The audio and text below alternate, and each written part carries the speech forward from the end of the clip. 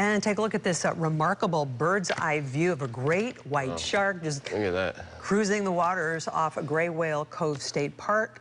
Benjamin Holmes capturing this drone video over the weekend. Yeah, they're definitely out there. The San Mateo County beach has been closed, this one, since Saturday morning. That's when a man was bitten by a great white. And while shark attacks on humans are rare, great whites, like the one suspected of biting the swimmer Saturday, they are, the sharks are regular visitors to the Northern California coastline. So and there is a little speculation this may have been one of the many smaller juvenile sharks spotted along the coast in recent years. Ground 4's Rob Fladeboe. He's been talking with a shark expert. Joins us now live from Moss Landing. Do tell, Rob.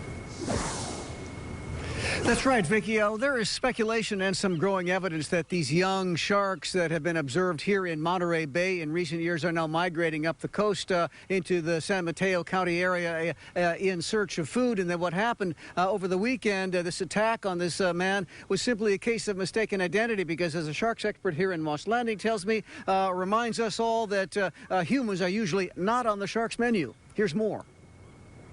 The evidence is purely anecdotal at this point, but the shark that bit a swimmer at Gray Whale Cove on the San Mateo County coast over the weekend was probably a young great white shark, perhaps 6 to 8 feet long. I caught up with the Pelagic Shark Research Foundation's Sean Van Summeren today in Moss Landing. So everything is typical in terms of the sighting and the location. It's been that way since 2015. What's unusual is that someone got, bitten. This is drone video of what appears to be a young great white shark from June 11th near Gray Whale Cove. Van Summeren says the great white's traditional territory may be shifting northward.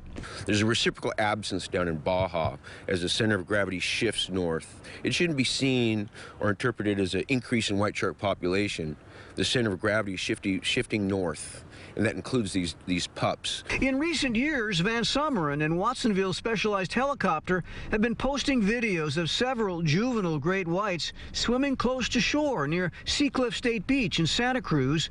They're relatively small, but still dangerous. They don't have to try to eat you to cause an injury. They come up and investigate, bump things, put their teeth on it. They don't even have to bite down so much as open up, flare their teeth, kind of like a cat's claw, and hit you with those teeth. There may be more young, hungry sharks off our coast, suggesting perhaps that shark attacks, however rare, may be unavoidable. But as Van Summeren points out, there are more people in the water, too. And including formerly remote and isolated areas that didn't used to have as much, traffic. You got people fishing off the shore, people swimming out in amongst that, those fishing lines. You've got people paddling out. They heard that the juveniles aren't, dangerous typically.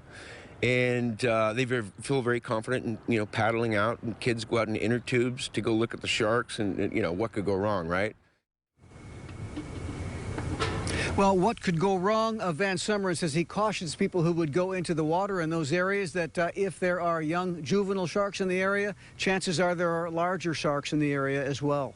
Live in Moss Landing, Rob Fladeboe, KRON 4 News.